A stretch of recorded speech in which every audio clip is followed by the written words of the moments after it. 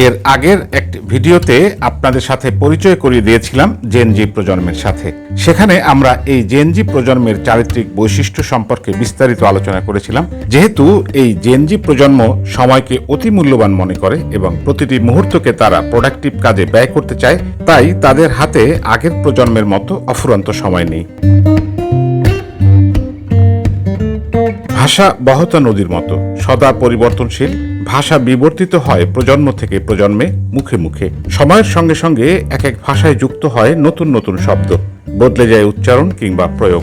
বর্তমান তরুণ সমাজ অর্থাৎ জেন জি বা জেনারেশন জেড অথবা জুমার্স, যাদের বয়স 11 থেকে 26 অর্থাৎ 1997 থেকে 2012 সালের মধ্যে যাদের জন্ম, তাদের শব্দ ভাণ্ডারেও এসেছে পরিবর্তন। নিত্যদিনের কথোপকথন, লেখা এবং সামাজিক যোগাযোগ মাধ্যমে তারা এমন কিছু শব্দ ব্যবহার করছে যার অর্থ পুরনো প্রজন্মের পক্ষে বোঝা মুশকিল। তবে জেনজিকে বুঝতে চাইলে তাদের শব্দগুলো তো বোঝা চাই। তাই জেনে রাখুন জেনজির মুখে মুখে ফেরা কিছু শব্দের অর্থ।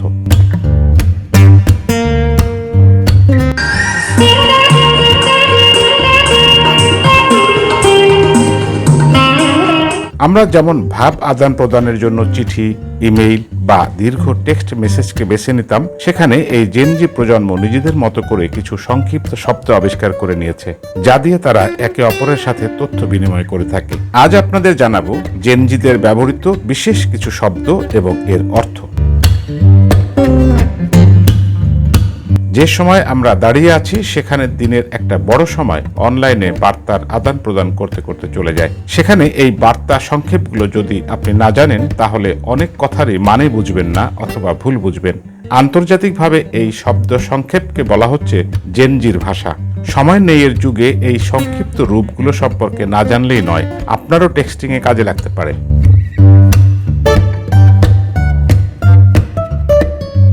TYMS এর মানে সহজ, thank you so much. BTW এর মানেও সহজ, বাই দ্য ওয়ে। এক প্রসঙ্গ থেকে আরেক প্রসঙ্গে যেতে আপনি বাক্যের শুরুতে ব্যবহার করতে পারেন। LMK অর্থ লেট মি নো, মানে আমাকে জানিও। তুমি কখন যেতে চাও আমাকে জানিও। LMK অর্থাৎ when you want to go. ILY এর পূর্ণরূপ আপনি যদি নাও জানেন, চেষ্টা করলে পারবেন, কেননা ILY হচ্ছে আই লাভ ইউ। এর সঙ্গে কিন্তু কয়েকটা হার্ট ইমোজি না দিলেই নয়। OMW অর্থ অন মাই ওয়ে, আমি রাস্তায়, শিগগির তোমার সঙ্গে দেখা হচ্ছে, বা তুমি চিন্তা করো না আমি আসছি। এমন সব ক্ষেত্রে লিখতে পারেন OMW। NVM never mind. মনে করুন কথোপকথনের ভেতরে আপনি লিখছেন, গত সপ্তাহে আমরা যেন কোন রেস্টুরেন্টে গিয়েছিলাম। 5 মিনিট পর আপনি নিজেই আবার লিখলেন NVM, I found it. IRL এর পূর্ণরূপ হলো in real life, I would love to see you in IRL। ETA এর পূর্ণরূপ হলো এস্টিমেটেড টাইম অফ অ্যারাইভাল। আপনি হয়তো কারো জন্য অপেক্ষা করছেন, সে কখন আসবে জানতে লিখুন ETA। TMI too much information. আপনি হয়তো কোনো একটা বিষয় সম্পর্কে অনেক বেশি বলে ফেলেছেন, তখন সেটাকে জাস্টিফাই করতে লিখবেন TMI, কিন্তু এই সম্পর্কে আসলে তোমার জানা উচিত। FR অর্থ ফর রিয়েল। FR এত সুন্দর সিনেমা আমি জীবনে দেখিনি। YNK you never know. বন্ধু বা কাউকে কোনো বিষয়ে উৎসাহিত করতে YNK লিখতে পারেন, যেমন YNK এই জবটা না পাওয়ায় হয়তো ভালোই হয়েছে, তোমার জন্য আরো ভালো কিছু অপেক্ষা করছে। GOAT বা গোট, পপুলারলি গোট নামেই পরিচিত। বিশেষ করে আর্জেন্টিনা বিশ্বকাপ জেতার পর এই সংক্ষিপ্ত রূপটি আর জানতে কারো বাকি নেই। গ্রেটেস্ট অফ অল টাইম সবচেয়ে বেশি ব্যবহৃত হয়েছে মেসিকে বিশেষায়িত করতে। আবার আপনি আপনার প্রিয়জনকে বলতেই পারেন, তোমার রান্না এত ভালো যে তোমাকে গোট বললেও বাড়াবাড়ি হবে না।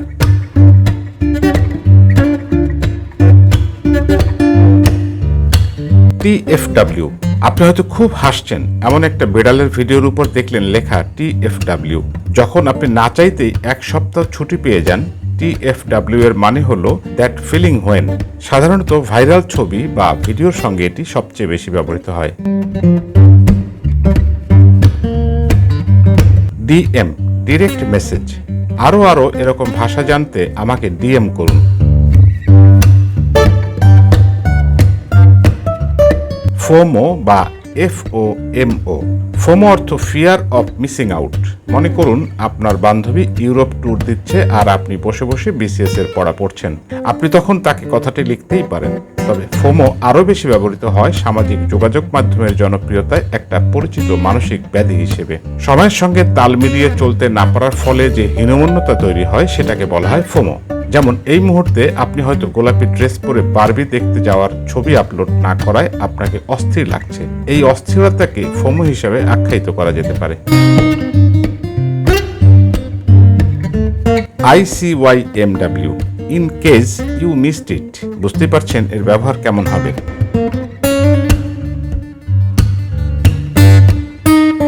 FTW, for the win. সরাসরি জয়ের সঙ্গে এর কোনো সম্পর্ক নেই। আপনি হয়তো স্কুবা ডাইভিং এর প্রশিক্ষণ নিচ্ছেন, সেই ভিডিও আপলোড করে ক্যাপশনে লিখতে পারেন scuba lessons FTW।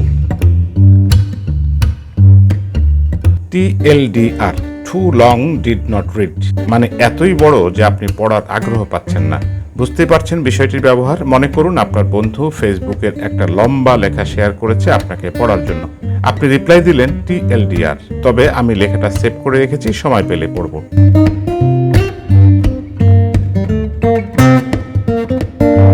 GRWM, get ready with me.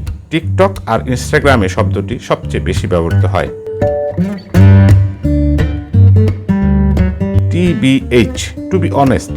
TBH, তোমার বয়ফ্রেন্ডকে আমার কখনোই পছন্দ ছিল না। TBH অনেকটা FWIW বা ফর হোয়াট ইটস অর্থের সমার্থক। IIRC এর পূর্ণরূপ হলো if I recall correctly. IIRC, you offered me better service. IMO বা IMHO, ইন মাই অপিনিয়ন অথবা in my humble opinion. IMO, your plan is better than me.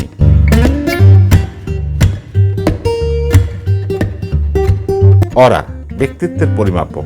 একজন কতটা কুল বা ইতিবাচক কিংবা কতটা আনকুল বা নেতিবাচক তা পরিমাপ করা হয় এই শব্দ দিয়ে। অরা গেইন ব্যবহৃত হয় ইতিবাচক অর্থে এবং অরা লস নেতিবাচক অর্থে। উদাহরণ, ও কি কাজটা করে অরা লস করলো না।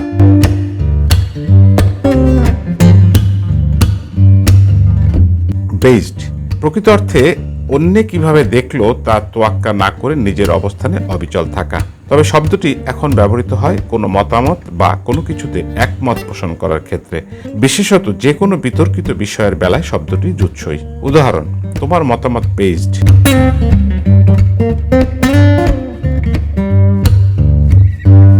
ব্রাহ, শব্দটি ব্যবহার করা হয় কারো কিংবা কোনো কিছুর প্রতি শক, হতাশা কিংবা বিব্রত বোধ বোঝাতে। এটি মূলত ইংরেজি ব্রাদার শব্দের সংক্ষিপ্ত রূপ। উদাহরণ, এইটা কি করলো ব্রাহ।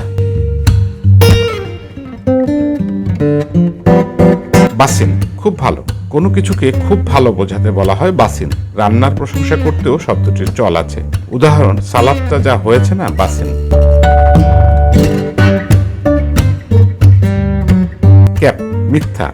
কেউ মিথ্যা বলছে তা ধরতে পারলে ক্যাপ বা ক্যাপিং বলে তাকে ধরিয়ে দেওয়া হয়। সত্য বোঝাতে ব্যবহার করা হয় এর উল্টো অর্থাৎ নো ক্যাপ। শব্দটির উৎপত্তি 1906 সালে প্রকাশিত মার্কিন সাংবাদিক ও লেখক আলফ্রেড হেনরি লুইসের কনফেশনস অব দ্য ডিটেকটিভ বইয়ে। 2017 সালে এটি জনপ্রিয়তা পায়। উদাহরণ, কনসার্টের টিকিট তো ঠিকই পাইছিস, ইউ আর ক্যাপিং। অর্থাৎ আজকের মধ্যে কাজটা শেষ করবই, নো ক্যাপিং। অথবা আজকের মধ্যে কাজটা শেষ করবই, নো ক্যাপ।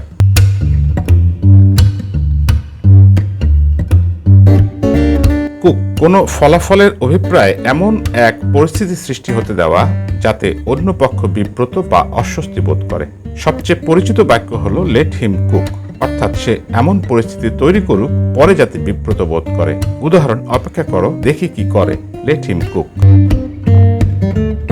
ডেলুলু, ইংরেজি ডিলিউশন শব্দটির পরিবর্তিত রূপ। উৎপত্তি মূলত কে পপ সংস্কৃতি থেকে। শব্দটি ব্যবহার করা হয় অসম্ভব বা আকাশকুসুম মনোভাব বোঝাতে। বিশেষত কোনো সম্পর্কের বেলায় কারো আকাশকুসুম প্রত্যাশাকে বলে ডেলুলু। শব্দটি জনপ্রিয় হয়েছে টিকটকের ডেলুলু ইজ দ্য সোলুলু বাক্যাংশটি ভাইরাল হওয়ার পর। বাক্যাংশটির অর্থ আত্মবিশ্বাসেই সব সমাধান। এখানে সোলুলু এসেছে ইংরেজি সলিউশন শব্দ থেকে। উদাহরণ, you are so delulu. Drip trending এবং উচ্চ শ্রেণীর ফ্যাশন বোঝাতে ব্যবহার করা হয় শব্দটি। কুল শব্দের বিকল্প হিসেবেও ড্রিপ ব্যবহার করা হয়। উদাহরণ, কুল ড্রিপ।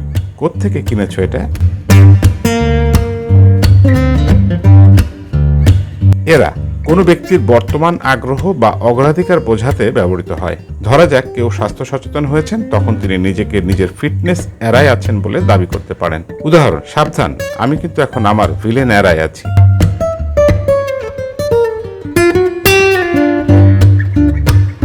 ফ্লেক্স সোজা বাংলায় ভাব দেখানো। এই ভাব দেখানো হতে পারে যে কোনো বিষয়, হতে পারে নিজের অর্জন, গুণ কিংবা প্রতিপত্তি নিয়ে। অর্থাৎ নিজের কর্মকাণ্ডের উৎকৃষ্টতার প্রকাশকে ফ্লেক্স হিসেবে গণ্য করা চলে। উদাহরণ, ফ্লেক্স করছি না, এবার টেস্টে 98 পেয়েছি।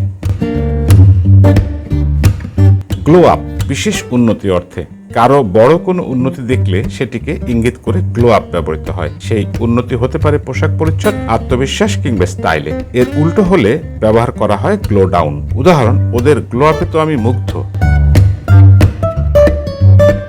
IYKYK এটি if you know you know এর সংক্ষিপ্ত রূপ। কোন একটি বিষয়ে কেউ আগে থেকে অবগত থাকলে শব্দটি ব্যবহার করে তার ইঙ্গিত দেয়। ধরা যাক বন্ধুকে আপনি এমন একটি মিম পাঠালেন যেটি সরাসরি কিছু না বললেও বিশেষ কিছু অর্থ প্রকাশ করে যা আপনি জানেন। সেক্ষেত্রে লিখতে পারেন IYKYK। উদাহরণ, ঠিক এটা বলছি না, তবে IYKYK। লিট ইতিবাচক, মজার, বিস্ময়কর, দারুণ, চমৎকার বা কুল অর্থে। এখন কুলের প্রতিশব্দ হিসেবে ব্যবহার হয় লিট। উদাহরণ, আজকের পার্টিটা লিট ছিল।